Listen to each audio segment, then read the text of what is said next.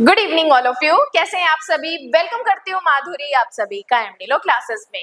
देखो, आज मैं आपको बताने वाली हूँ कि अगर मुस्लिम लॉ के अकॉर्डिंग हमें मैरिज करनी है तो मैरिज के लिए इसेंशियल चीजें क्या क्या है, कौन कौन सी वैलिड कंडीशंस है जो कि मुस्लिम निकाह को क्या करती है, एक वैधता प्रदान करती है।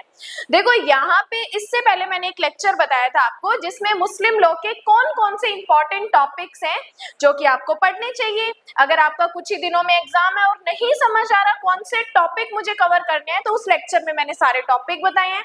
वो लेक्चर आपने नहीं देखा तो जरूर देख लीजिएगा। आज का लेक्चर जो है वो हमारा एक मेंस का बहुत अच्छा क्वेश्चन है कि मुस्लिम विवाह के लिए, मुस्लिम लॉ में अगर हमें विवाह करना है तो विवाह के लिए आवश्यक शर्तें कौन कौन सी है, कौन सी कंडीशंस जो है वो हमें फुलफिल करनी होती है। देखो, जब भी किसी चीज को वैधता प्रदान करनी है, वैलिडिटी देनी है, तो वैलिडिटी देने के लिए कुछ चीजें होती है, कुछ शर्तें होती है जिनको हमें पूरा करना होता है। जैसे हम संविदा पढ़ते हैं, कॉन्ट्रैक्ट एक्ट में संविदा करने के लिए कुछ चीजें जरूरी होती है, कौन सी चीजें हमें फुलफिल करनी होती है वो हम इम्पोर्टेंट तरीके से पढ़ते हैं। ऐसे ही देखो, जब हम निकाह कर रहे हैं, निकाह के लिए सबसे इम्पोर्टेंट चीज क्या है? प्रस्ताव और स्वीकृति। अब देखो, यहाँ पे क्या हो रहा है? प्रपोजल हो रहा है। प्रपोजल को क्या कर रहे हैं हम? एडमिट कर रहे हैं। इसका मतलब इस चीज से हमें ये पता चलता है कि जो निकाह होता है वो एक क्या होता है? अनुबंध होता है।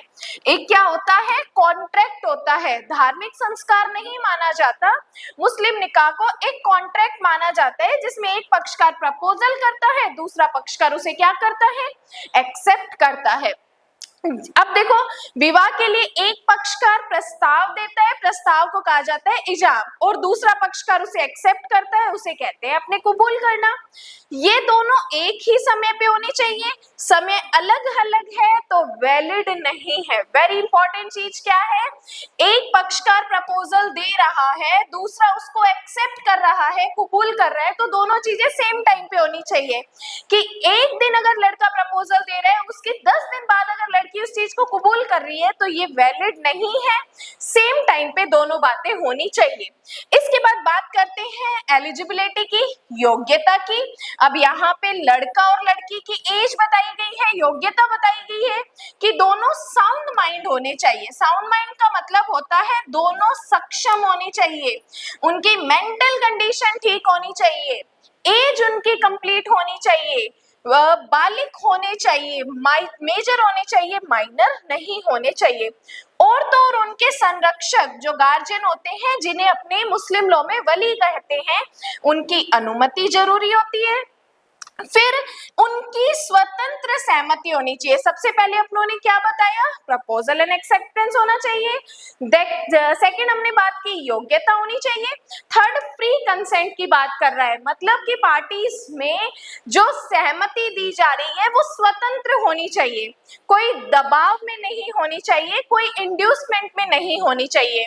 कि विवाह जो बिना दबाव, धोखे, जबरदस्ती के नहीं होना चाहिए। सहमति अगर जबरदस्ती है तो मैरिज ही वैलिड नहीं है। ये सहमति चाहे आप हिंदू लॉज में पढ़ो, मुस्लिम लॉ में पढ़ो, या लव मैरिज कर रहे हो, या फिर कानून के अकॉर्डिंग कोई शादी कर रहे हो, तो सहमति जो है हर एक में कॉमन चीज है। इसके बाद बात करते हैं विटनेस होने चाहिए। अब का सुन्नी कानून में विवाह के लिए विटनेस जरूरी होते हैं।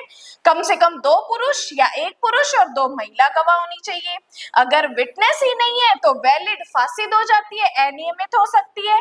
लेकिन शिया कानून में गवाह जरूरी नहीं होते। शिया कानून में अगर दोनों पक्षकार ही फ्री कंसेंट दे देते हैं तब यहाँ पे हमें विटनेस की आवश्यकता नहीं होती है। फिर कहता है प्रोहिबिटेड रिलेशनशिप, निषिद्ध संबंध। ऐसे रिश्तों में विवाह नहीं हो सकता जो खून के रिश्ते हैं, लाइक माँ बहन, दूध के रिश्ते हैं जो फोस्टर रिलेशन है, ससुराल के कुछ रिश्ते हैं। तो अगर ऐसे रिलेशंस में मैरिज कर रहे हैं तो मैरिज क्या हो जाएगी? बातिल हो जाएगी, मतलब शून्य हो जाएगी। देन विवाह की सीमा क्या होनी चाहिए? मुस्लिम लॉ में एक समय में हाईएस्ट 4 मैरिज आप कर सकते हो, लेकिन जैसे ही 5वीं शादी करते हो वैसे ही मैरिज क्या हो जाएगी, इर्रेगुलर, फासिद हो जाएगी, जब तक पहले को खत्म न कर दिया जाता है। देन इद्दत का पालन करना होता है। अगर महिला पहले से ही तलाकशुदा है या विधवा है तो उसे एक निश्चित अवधि तक इद्दत पूरी करनी होती है। इद्दत के दौरान किया गया विवाह अनियमित या फासिद मतलब इर्रेगुलर माना जाता है। मेहर का जो पार्ट है वेरी इंपॉर्टेंट है। हिंदू लॉ में अपने इसे कहते हैं दहेज और मुस्लिम लॉ में हम इसे कहते हैं मेहर। मेहर देना जरूरी होता है। ये मेहर देता कौन है, हस्बैंड देता है, पति देता है। किसको देता है, पत्नी को देता है। ये जो मेहर है प्रेजेंट में भी हो सकता है, उसी इंस्टेंट भी हो सकता है, या फ्यूचर में देने की बात भी की जा सकती है। अगर मेहर ना दिया जाता है, ना फ्यूचर में देने की बात की जाती है तो मैरिज वैलिड नहीं है। बिना मेहर मुस्लिम निकाह ही नहीं माना जाता है, फासिद हो जाता है, शून्य हो जाता है। कुछ धर्म से संबंधित शर्तें होती है। मुस्लिम पुरुष किसी किताबिया जैसे यहूदी या ईसाई महिला से विवाह कर सकता है, लेकिन मुस्लिम महिला केवल मुस्लिम पुरुष से ही विवाह कर सकती है। बट अभी के लॉज में कुछ चेंजेस किए गए हैं। देन वैध और अवैध विवाह में क्या क्या चीजें होती है। वैध विवाह मतलब वैलिड है, इसका मतलब हमने शर्तें पूरी कर दी है।